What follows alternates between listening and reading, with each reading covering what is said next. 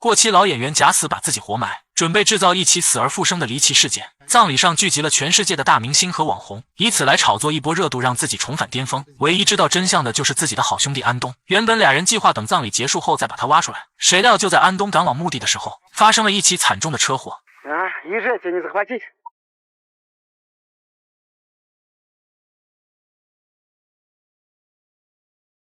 尼克本是俄罗斯一名家喻户晓的影视明星，多年以来积累了无数的粉丝。可随着自己的名气不断变大，尼克就开始在片场耍大牌，时常躲在汽车里和女演员斗地主。稍微有点危险动作的戏，他都会选择让替身完成。和他合作过的女演员无一幸免都被他骚扰过，就连他的美女经纪人也不放过。可他竟然觉得这是理所当然的。妻子早就受够了他的风流，一气之下选择了和他离婚。然而花无百日红，这天尼克骚扰女演员的事情被爆了出来。他本想让好兄弟安东帮忙把舆论压一压，可安东告诉他事情已经闹大了，必须当众和女演员道歉。尼克仗着自己的明星身份，不但不道歉，反而当场就和好兄弟翻了脸。殊不知自己的举动都被现场的吃瓜群众拍了下来。很快这件事就在网络上持续发酵，尼克也是头一次彻底的翻车，无数粉丝倒戈站在了女演员的那一方，不仅让尼克瞬间脱粉几千万，而且让他深陷舆论漩涡，失去了拍戏的工作。所有的亲朋好友也都对他敬而远之，每天他都靠酒精麻醉自己，唯独经纪人愿意收留他，把他接到了自己的家中暂住。可尼克知道自己不能这样颓废下去，经过再三的思索，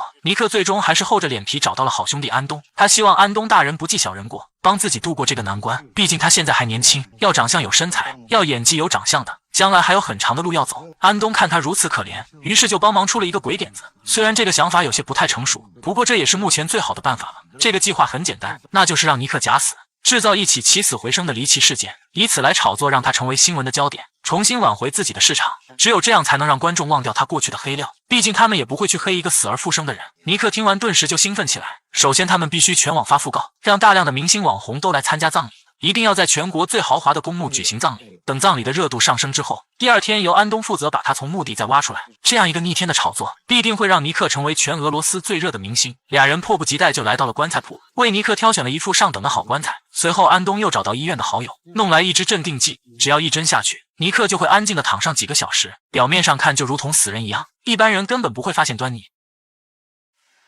Сегодня звонил. Так, телефон дай. И зажигалку, на всякий случай. Зажигалка-то зачем? 还没等说完，尼克就一头栽倒，彻底的昏迷了过去。安东为他整理好仪容，在棺材里又放了一些简单的补给，这才放心的盖上了棺材盖。画面一转，葬礼已经开始，现场来了无数的明星大腕和网红，光是流水席就办了好几桌，大屏幕上播放着尼克拍摄过的电影，大家一边吃席一边回忆尼克的一生。作为尼克最好的朋友，安东还写了一篇8万字的煽情小作文，一把鼻涕一把泪的讲述了两人相知相识的往事。里面的尼克拿着手机观看了全部过程，也是被安东的话感动的梨花带雨。等安东演讲结束后，赶紧就给尼克打去了电话，询问自己的表现如何。В смысле, побыстрее, то мы только сели. 让尼克感到震惊的是，经纪人也上台讲话了。他说尼克虽然人品不咋地，但他真的是一个好演员。最重要的是他已经怀上了尼克的孩子。现在虽然尼克已经死了，不过他还是决定把孩子生下来。尼克听完顿时就感动完了，万万没想到最爱自己的女人竟然是他。所有的明星网红都在发视频悼念他，葬礼的热度很快就登上了头条。之前骂过他的人现在也都后悔了，纷纷站出来表达他们对尼克的怀念。这让躺在棺材里的尼克感到非常开心。他打开棺材里的星空饼，喝着二锅头，放着音乐嗨了起来。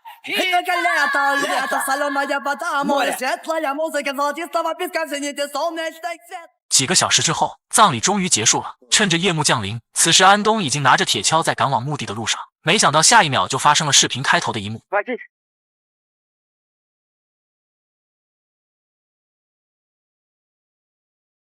这可把尼克吓坏了。安东可是唯一知道内幕的人，没有了安东他可怎么出去？他赶忙给所有的好友发信息求援，可所有人都觉得尼克就是一个骗子，不但不相信他的话，反而直接把他拉黑了。毕竟全网都在报道尼克葬礼的消息，原本他还打算报警，但如果一旦让警察知道自己是假死，那么自己将彻底的成为众矢之的，再也没有了翻身之日。所幸他还记得前妻的电话，他假惺惺的和前妻忏悔，希望前妻不要计较过往，能够在危急时刻伸出援手，救自己于水火之中。前妻虽然没有怀疑真假，但人家压根就不想搭理他，随后便直接把他的电话也拉黑了。此时他又想到了经纪人，于是立马给他拨打了过去。可经纪人接到电话后还以为这是一个骗子，于是也果断地关掉了电话。为了证明自己说的是真的，尼克只能又给经纪人打去了视频。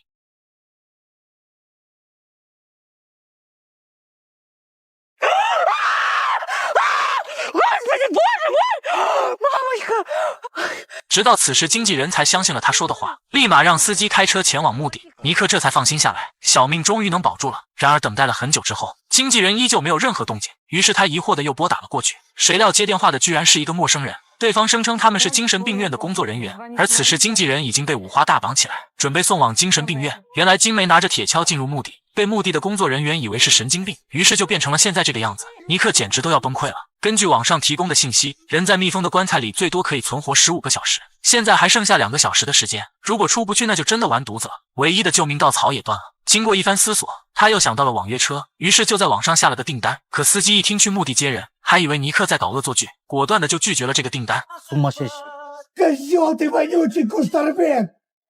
现在时间剩下了1个小时，他突然又想到了电视台，这样的新闻事件肯定是电视台喜欢的，于是又赶紧拨通了电视台的电话。为了证明自己说的是真实的，他还主动拍摄了一段视频。然而电视台的人还是不相信，毕竟所有的新闻都在报道尼克的死讯，这种连换脸的小把戏他们还是很了解的。记者甚至还亲手弄了一段换脸的视频给他发过来嘲讽。眼看时间所剩无几，他只能拨通了报警电话，毕竟活着比什么都重要。可让他感到绝望的是，警方也不相信他所说的话，因为截止到目前，他们已经接到了很多举报电话，说有人冒充尼克在实施诈骗，现在竟然敢主动送上门来。警方询问他现在在哪里，是主动投案呢，还是等警察上门抓捕？ Служба спасения, что у вас случилось? Вам можно по видео набрать? Нет. Ну, по скайпу можно по... Нет. Фотку вам можно выслать? Что у вас случилось? Вы можете объяснить? Я в гробу лежу! Выкопайте меня!此时手机的电量也即将耗尽，尼克彻底的陷入了绝望。他想尝试用身体顶开棺材，但这个棺材像是焊死了一样纹丝不动。经过一番努力，尼克最终还是放弃了挣扎。他知道自己的命数已定，于是趁着手机还有1格电量，打开相机，录下了自己死前最想说的话，希望若干年后有人能看到自己的遗言。Все простите меня. Простите меня, люди, ради Бога.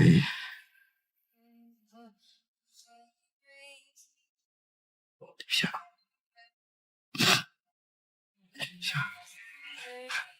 等尼克再次醒来，发现眼前竟然出现了车祸受伤的安东。Антон? Привет.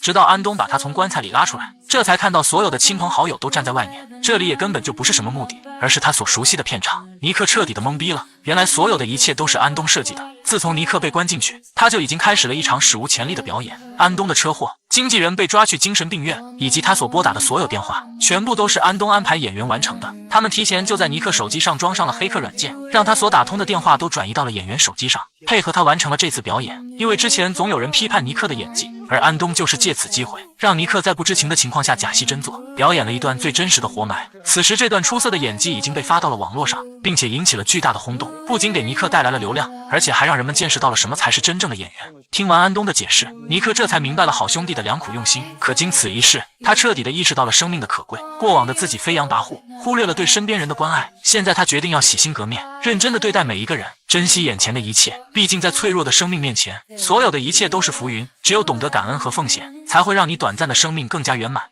Сука! Я же